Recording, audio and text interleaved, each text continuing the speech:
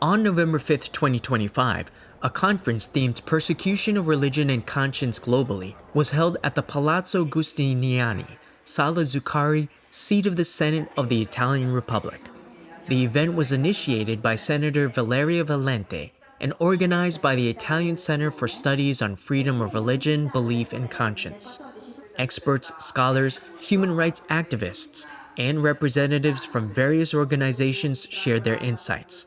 And Christians from the Church of Almighty God spoke about the severe persecution their church has suffered under the CCP, making this issue a key focus of the conference. Believers of the church have faced harsh repression in China, and even those who fled abroad continue to face the CCP's transnational repression. At 3 p.m. local time, the session was conducted under the moderation of Raffaele Di Marzio, director of the Center for Studies on Freedom of Religion, Belief, and Conscience, and Anna Nardini, a representative of its scientific committee. In her opening remarks, Senator Valeria Valente noted, La libertà di culto deve essere praticata in uno Stato che la riconosce, la tutela e che fa di questo riconoscimento e della sua laicità l'essenza stessa della qualità della democrazia del Paese. Quindi l'Italia ha scelto uno strumento nella propria Carta Costituzionale, il riconoscimento dei patti lateranensi, ma in ogni caso la nostra Costituzione declina libertà e laicità del nostro Stato. E questo, purtroppo in tanti Stati, questa libertà è una libertà moca, è una libertà ristretta, una libertà a volte declamata ma non praticata, tante volte negata. The discussion then moved on to two themes: the global situation of persecution against religion and conscience, and the condition of women in the context of war and persecution.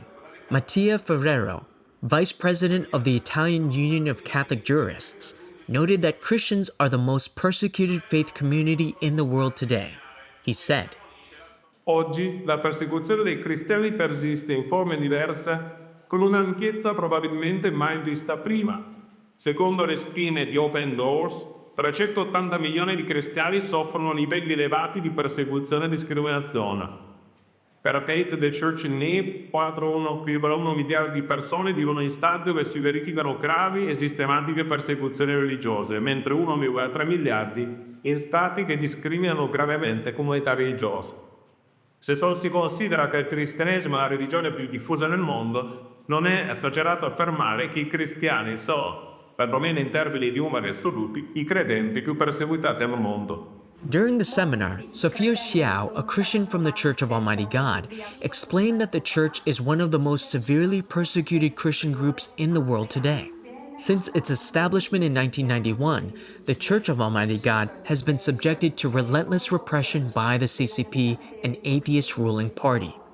From 2011 to 2024 alone, 480,000 Christians of the church were arrested. Since the church's establishment, 293 believers have been persecuted to death. She also highlighted the CCP's ongoing transnational repression against church members who have fled to Italy. Sotto la continua repressione e persecuzione del Partito Comunista Cinese contro la Chiesa di Onnipotente, portatasi per oltre 30 anni, molti credenti sono stati trovati senza via uscita, sono stati costretti a fuggire all'estero per cercare di protezione. Di conseguenza il PCC ha iniziato a mettere in atto una repressione transnazionale contro i cristiani italiani all'estero. Già nel 2015 il regime aveva ammesso i ritiri ufficiali, ordinando alle autorità di indagare sulla presenza dei membri della Chiesa di Dio Onnipotente all'estero e raccogliere informazioni sui loro familiari rimasti in patria.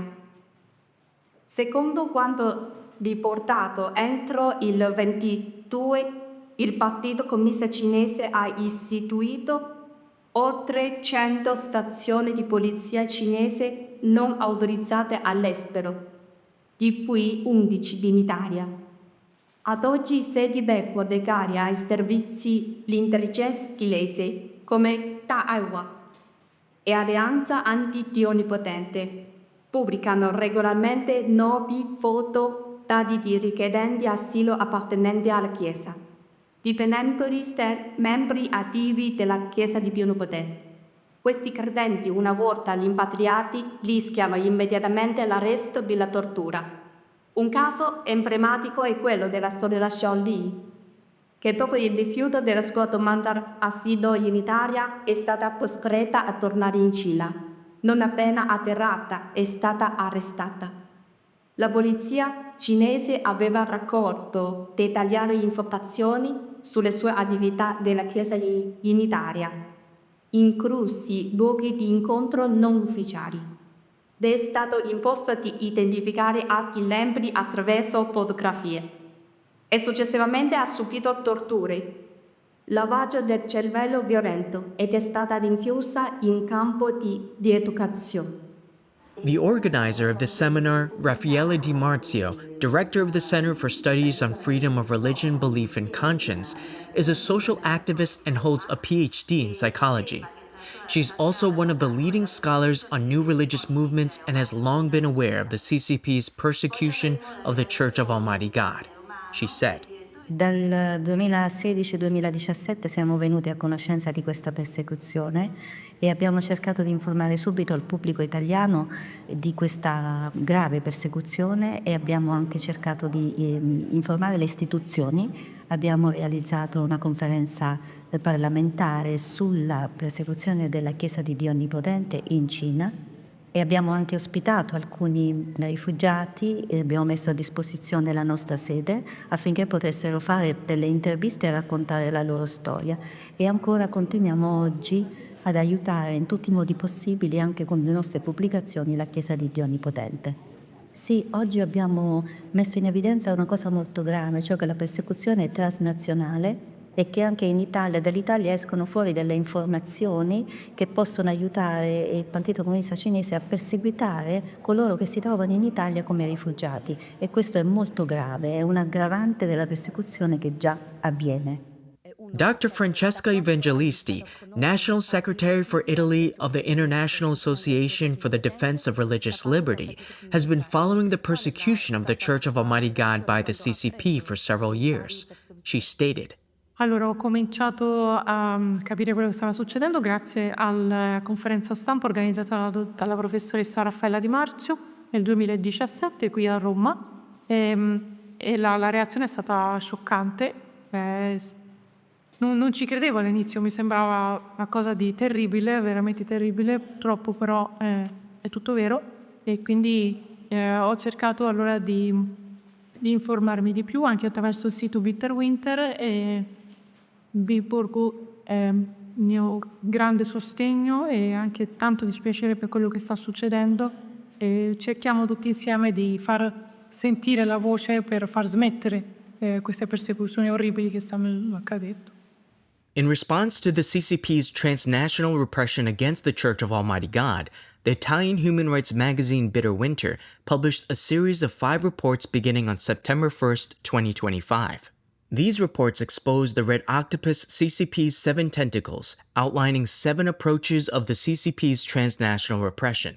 These include coercion through family members in China to force CAG members to return, monitoring and collecting information on the Church of Almighty God and its members overseas, launching smear campaigns against the Church and its believers under various pretexts, obstructing and sabotaging the asylum applications of Christians who have fled abroad, pressuring relatives or dispatching agents to carry out transnational kidnappings, conducting cyber attacks and digital sabotage, and colluding with pro-CCP actors overseas to defame the Church on both online platforms both inside and outside of China. Professor Massimo Introvigna, editor-in-chief of Bitter Winter and author of these reports, stated, So we have followed the repression of religious dissidents in China and the transnational repression as well. So we have documented cases in South Korea, in Italy, in United States, in the Netherlands, in France, but I'm sure that wherever there is a single refugee of the Church of Almighty God, this tentacles of the octopus or claws of the dragon, they try to reach her or him, because the scope of the harassment of refugees of Church of Almighty God, as documents by the same CCP affirms, is international and truly global. Marco Respinti, director in charge of Bitter Winter, pointed out that the CCP not only persecutes believers inside China, but also extends its reach overseas, seriously violating the sovereignty of other nations. He warned that the CCP's transnational repression should serve as a wake-up call to the international community. So if the international community will not act, the Chinese regime will continue persecuting and even worsening its persecution. Democratic countries cannot let a tyrannical power like the CCP-led People's Republic of China to do operation undercover or in secrecy, or just as it were their own country in foreign countries. This is a violation of international law. Democratic country should not allow this and should react.